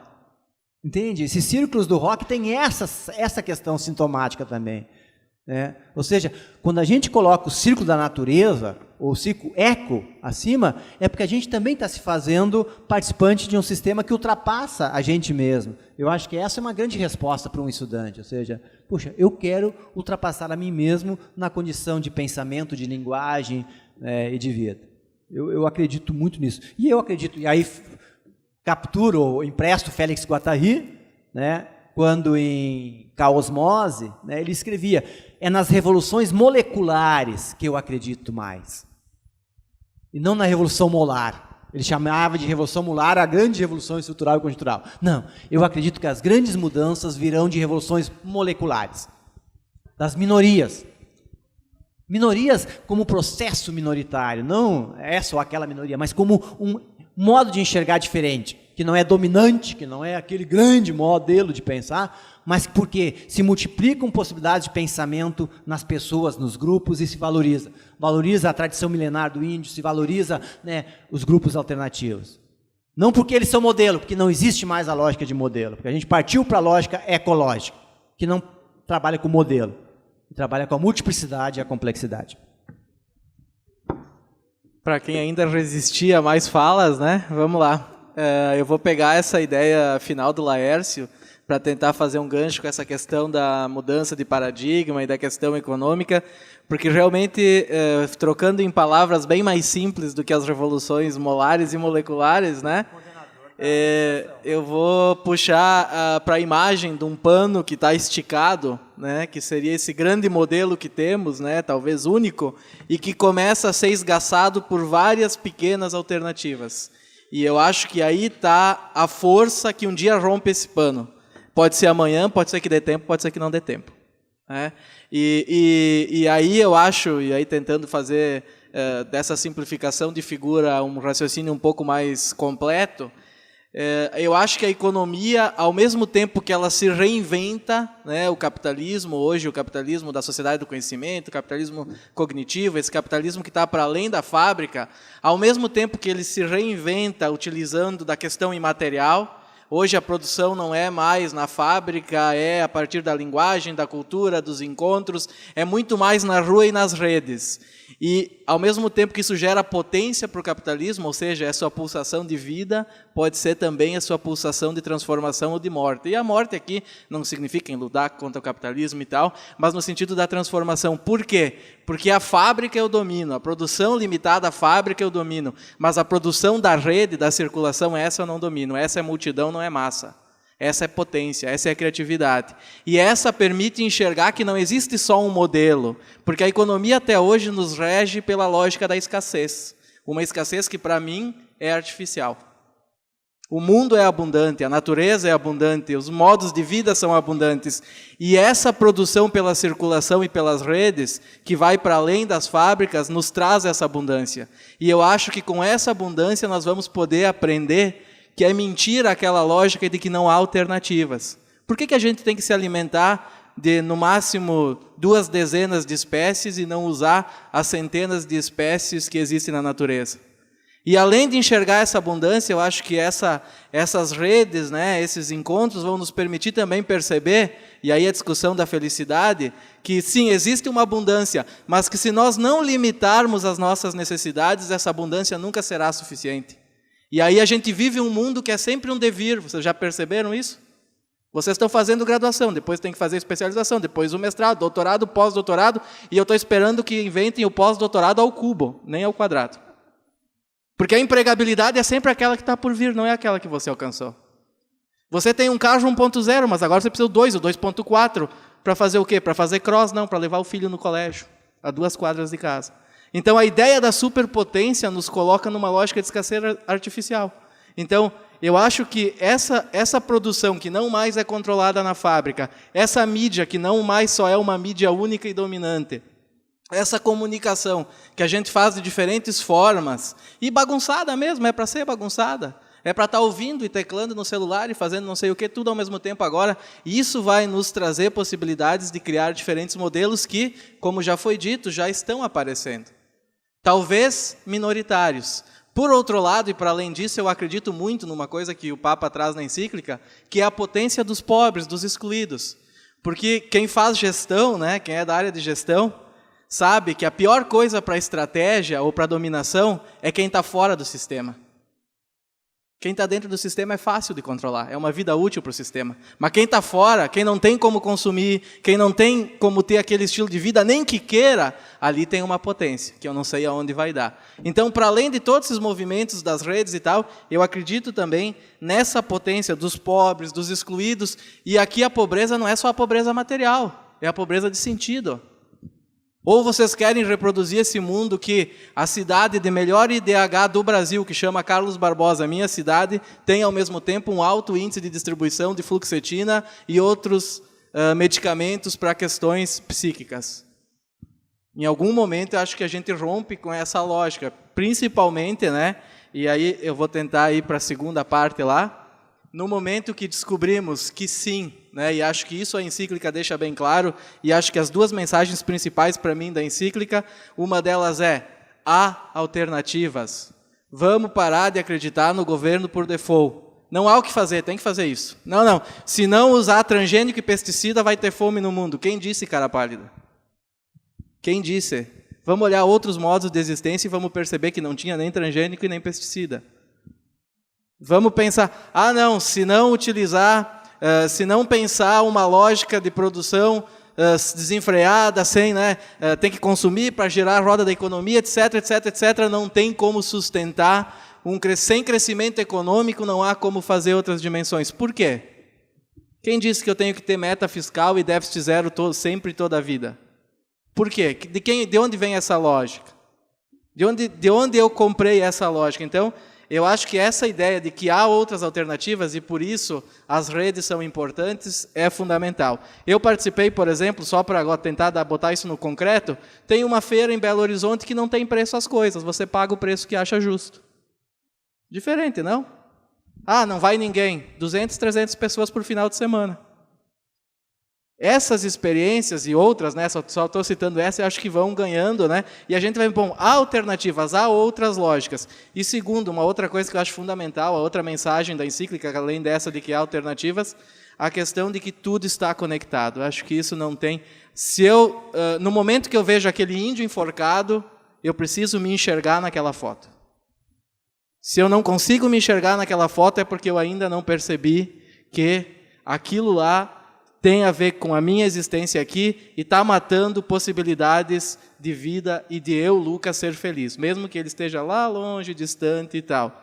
Né? Então, eu acho que essa questão dessa interconexão, a interconexão entre o social, o político, que já foi bastante debatido aqui, eu acho que isso é relevante da encíclica. A minha única dúvida, para não parecer muito otimista, porque realmente eu não sou uma das pessoas mais otimistas, haverá tempo da gente perceber tudo isso e usar essas redes e essa lógica da economia para a transformação?